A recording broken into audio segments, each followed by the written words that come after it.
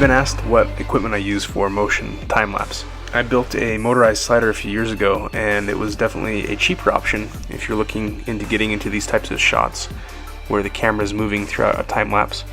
It can be cheaper, but it's a lot of work to find the right parts, and I ended up programming an Arduino microcontroller to control a motor and drive the slider.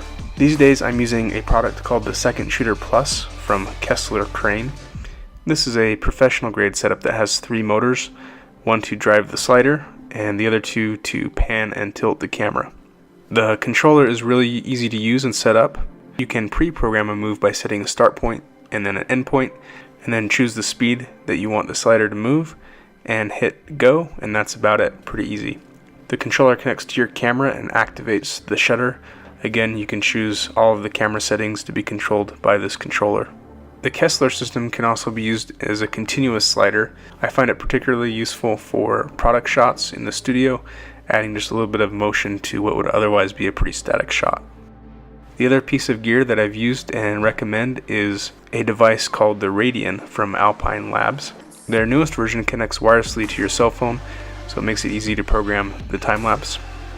And the Radian is perfect for when I need a more portable solution. It's much easier to pack than the Kessler setup.